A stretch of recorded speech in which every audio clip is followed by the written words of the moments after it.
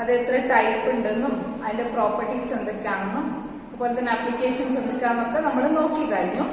ഇനി നമ്മൾ നോക്കാൻ പോകുന്നത് അല്ലെങ്കിൽ പരിചയപ്പെടാൻ പോകുന്നത് കാർബൺ നാനോ ട്യൂബിന്റെ പ്രിപ്പറേഷൻസ് ആണ്. അതായത് ഒരുപാട് പ്രിപ്പറേഷൻ ഉണ്ട് കാർബൺ നാനോ ട്യൂബിന്റെ.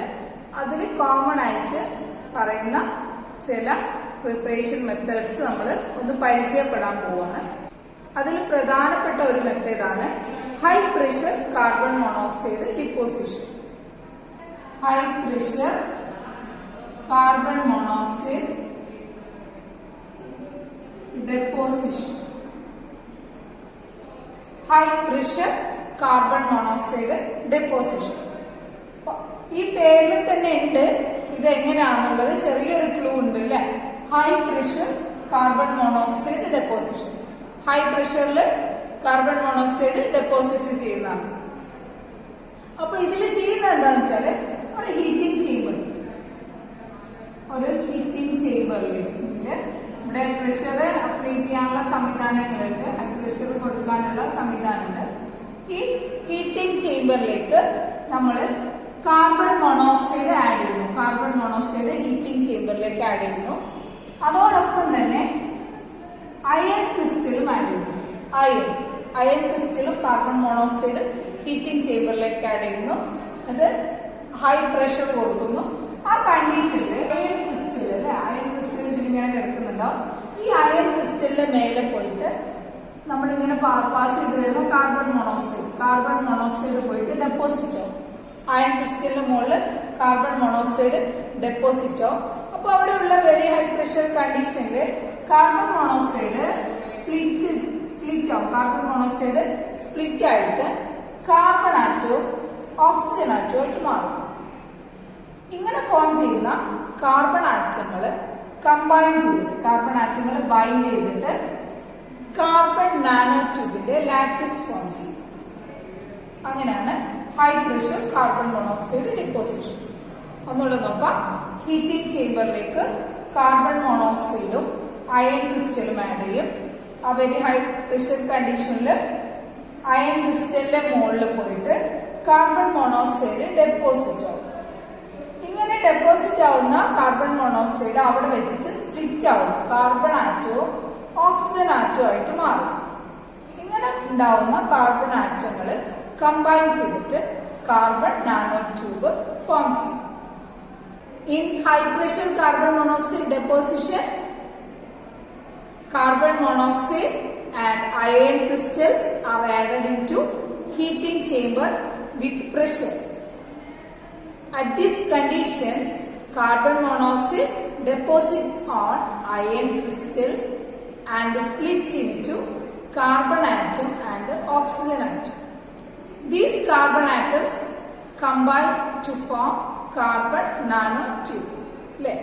ഇത് കാർബൺ മോണോക്സൈഡും അയണും ഇതിലേക്ക് ആഡ് ചെയ്യുന്നു. അപ്പൊ ആ കണ്ടീഷനിൽ അയണിന്റെ മേലെ പോയിട്ട് കാർബൺ മോണോക്സൈഡ് ഡെപ്പോസിറ്റ് ചെയ്യും. അവിടെ വെച്ചിട്ട് കാർബൺ മോണോക്സൈഡ് എന്നുള്ളത് കാർബണും ഓക്സിജനും ആയിട്ട് മാറും. അങ്ങനെ ഒരുപാട് കാർബൺ ഓക്സിജൻ ഇങ്ങനെ സ്പ്ലിറ്റ് ചെയ്യും. അങ്ങനെ ഉണ്ടാവുന്ന കാർബൺ ആറ്റങ്ങളെല്ലാം കൂടി ചേർന്നിട്ട് ഒരു ലാറ്റിസ് ഫോം ചെയ്യും. That is carbon nanotube lattice. Carbon nanotube പ്രിപ്പറേഷന്റെ രണ്ടാമത്തെ മെത്തേഡാണ് കെമിക്കൽ വേപ്പർ ഡെപ്പോസിഷൻ. CVD എന്ന് ചുരുക്കി പറയാം. അപ്പൊ കെമിക്കൽ വേപ്പർ ഡെപ്പോസിഷൻ, അപ്പൊ ഇതും ഒരു ഡെപ്പോസിഷൻ ആണ്. അപ്പൊ നമുക്ക് നോക്കാം. ഇതില് നമ്മളെ ഹീറ്റിംഗ് ചേമ്പറിൽ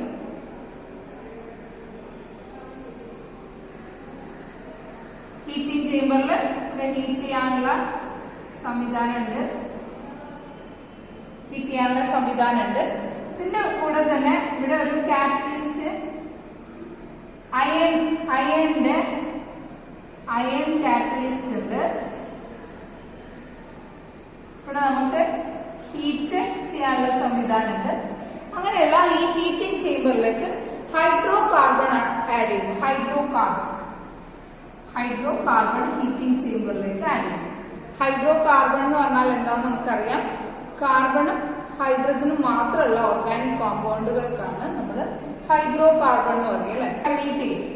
CH4 അതുപോലെ ഈത്തീൻ C2H4 ഇങ്ങനെ കാർബണും ഹൈഡ്രജനും മാത്രമുള്ള കോമ്പൗണ്ടുകൾക്കാണ് ഹൈഡ്രോ കാർബൺ എന്ന് പറയാം.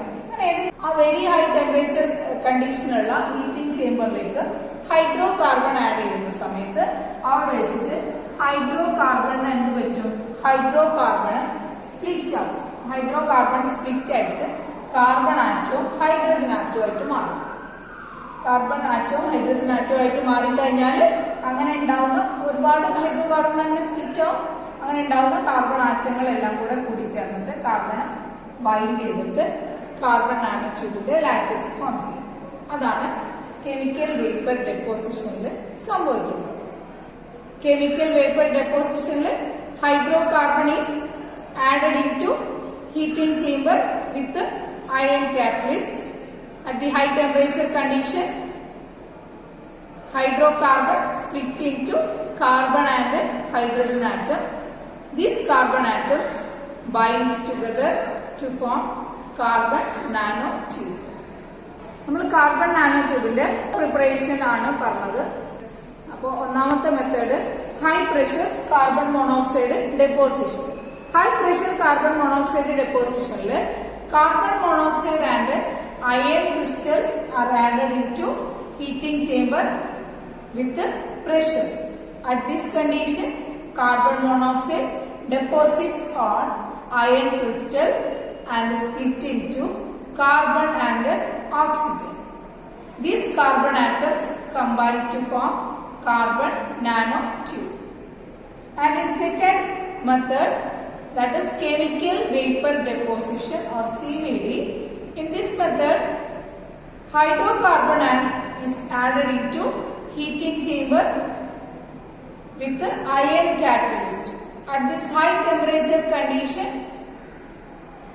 hydrocarbon is split into carbon and hydrogen. These carbon atoms combine to form carbon nanotube. ഈ മെത്തേഡ്സ് നമുക്ക് അടുത്ത ക്ലാസ്സിൽ ഡിസ്കസ് ചെയ്യാം. ഓക്കെ.